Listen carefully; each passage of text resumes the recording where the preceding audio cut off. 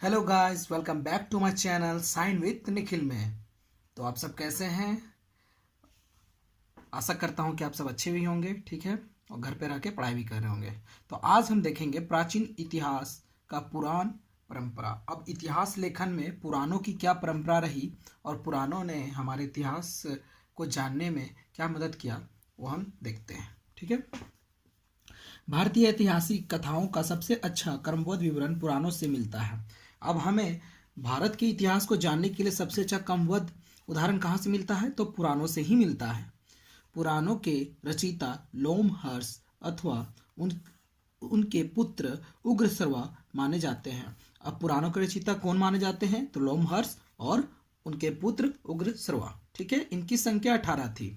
अब आप एक बात यहाँ पे ध्यान रखिएगा कि पुराणों की संख्या 18 थी, ठीक है। ये एक ऑब्जेक्टिव क्वेश्चन की तरह बन सकता है एग्जाम्स में, ठीक है, कि पुराणों की संख्या कितनी थी पूछ देगा तो, और ऑप्शन दे देंगे 16, 18, 20, तो आपको 18 टिक करना है, ठीक है। अधिकांश पुराणों की रचना तीसरी चौथी शताब्दी ईसा पूर्व में की गई थी। अब अधिकांश पुराणों की रचना कब की गई थी? तो तीसरी और चौथी शताब्दी ईसा पूर्व में ईस्वी में की गई थी, ठीक है। सर्वप्रथम पारजिटर पारजिटर नामक विद्वान ने इनके ऐतिहासिक महत्व की और विद्वानों का ध्यान आकर्षित किया गया था। अब जो ये इतिहासकार है पारजिटर, ठीक है, उन्होंने क्या किया? जितने भी अन्य इतिहासकार थे और विद्वान थे उनका पुराणों की तरफ ध्यान आकर्षित किया, ठीक है। 18 पुराणों के केवल 5 में मत्स्य, वायु, विष्णु, ब्राह्मण, भगवत ही राजाओं की वंशावली पाई जाती है। अब 18 पुराणों में राजाओं की वंशावली इन पांचों पुराण में ही मिलती है। वो 5 पुराण कौन से थे? मत्स्य, वायु, विष्णु, ब्रह्मांड, भगवत, ठीक है। इसमें इनमें राजाओं की प्रणाली के बारे में पता चलता है कि राजा कैसे कैसे शासन किए।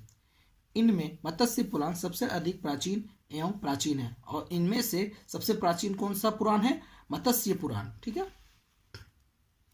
पुराणों की भविष्य शैली में कलयुग के राजाओं की तालिकाएं दी गई हैं। अब कलयुग के जो भी राजा हुए उनकी तालिकाएं दी हुई हैं। तालिकाएं मतलब से यहाँ पर क्रमबद्ध उनका कैसे कैसे शासन रहा ये बताया गया था, ठीक है।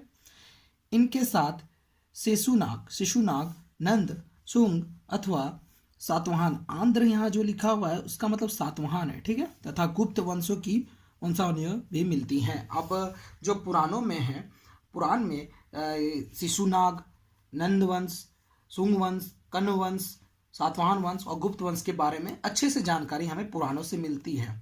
अब कौन से पुराण से किस राजवंश के बारे में हमें पता चलता है उसे हम देखेंगे। ये बहुत ही इंपॉर्टेंट है, ठीक है। मैं इसे स्टार मार्क कर रहा हूँ क्योंकि ये ऑब्जेक्टिव में पूछ सकता है, इसलिए इसको जरा ध्यान से दीजिएगा। ये कोई भी कंपटीशन में पूछ सकता है, चाहे आप यूजीसी नेट की तैयारी कर रहे हो तो उसमें भी ये वन लाइनर में पूछ सकता है। तो आइए देखते हैं।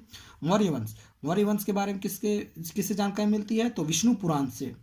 सातवाहन वंश के बारे में किसकी जानकारी मिलती है? किससे? तो मत्स्य पुराण से जानकारी मिलती है। और गुप्त वंश की जानकारी किस पुराण से मिलती है? तो वायु पुराण से मिलती है। तो एक बार आप अच्छे से देख के नोट आउट कर लीजिएगा, ठीक है।